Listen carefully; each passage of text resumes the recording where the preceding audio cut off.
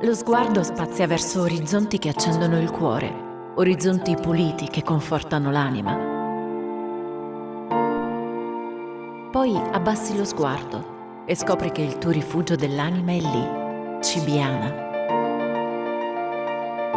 Abbracciata da boschi fiabeschi e protettivi, qualunque cosa succeda fuori da questo guscio appare lontano. Qui la tua sete di libertà trova piena soddisfazione. Qui c'è magia, energia positiva, che assapori mentre accarezzi questa natura pulita. Cibiana, protetta da boschi fatati, sorvegliata da sentinelle di roccia, le Dolomiti delle origini, splendide nei primordiali silenzi.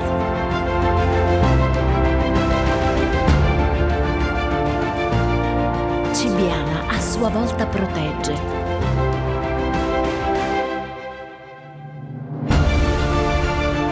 Protegge i tuoi pensieri, persi tra queste pietre che sussurrano e raccontano una storia antica, quella dei primi pionieri che cercavano salvezza dalle folate barbariche. Cibiana è nata come rifugio e ancora lo è, come lo è stata per i soldati della Repubblica di Venezia, saliti per strappare il cadore all'invasore asburgico e rinsaldare il legame con la Serenissima.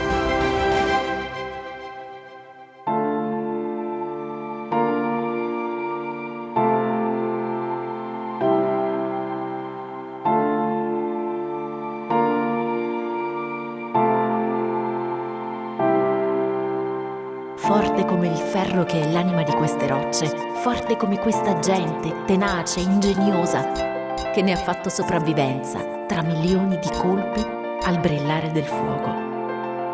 Quanta vita passata si sente ancora echeggiare tra queste contrade, quante storie di tristi abbandoni verso terre lontane, di gioie sportive, sempre con coraggio, su prati e tetti imbiancati nei lunghi inverni.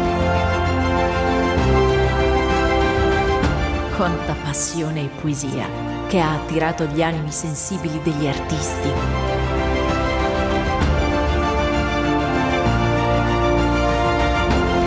E i miti della montagna epica. Cibiana ha fatto della semplicità la sua ricchezza e vuole accogliere oggi nuovi volti, vuole condividere nuove storie con chi ha nel cuore la sensibilità per comprendere questa ricchezza, pura come l'acqua che scende da montagne segrete,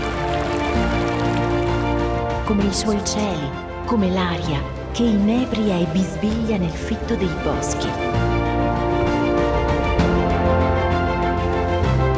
Cibiana, lontana, immersa nella vita. Cibiana, rifugio dell'anima.